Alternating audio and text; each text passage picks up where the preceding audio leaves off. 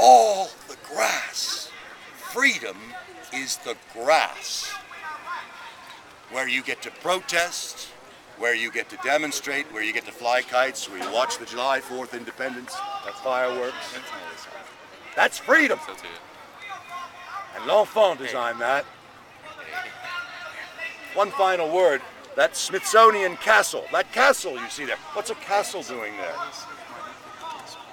Amazingly, it doesn't seem out of place. It just fits in. I don't know why, but it looks like a 12th century Norman castle. And one of the reasons is we received money from Britain, from a man named James Smithson. It was $500,000. Oh, stop whispering to your girlfriend and listen.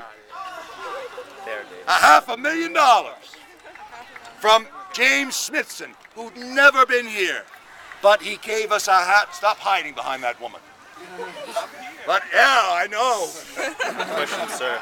But he gave us $500,000 because he knew that the United States was the only place where there would be progress in science and what he said, the diffusion of education and knowledge in the United States. And he wanted it to be called the Smithsonian Museum to encourage it. With that money, we built 19 Smithsonian museums, and 10 of them are all around the National Mall. They're hidden by the trees. There's Air and Space Museum. Has anybody been there? Yes. Right, there's the Natural History Museum, that rotunda right there. And the American History Museum. We sang the national anthem, sort of there. And I'll close my comments because we're going back to the bus. One thing, you never see any birds on the Capitol. Never. And you never will. Because there are little wires there. The birds will do something like this. Ah, ah, ah, ah. It doesn't hurt them. It just keeps, you group over there, pay attention. Excuse me. What's your attitude? Join the group. Thank you. So I have a question. I thought you were into hospitality. Yes.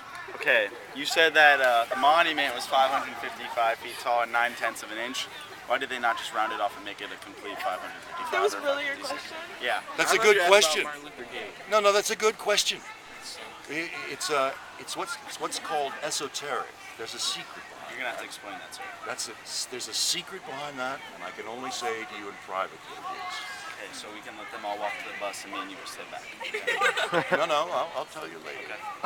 Actually, what I'll do is I won't tell you. I'll give you a book where you can find the secret. Yes, sir. That will be better. I'm not kidding. There is a secret to that.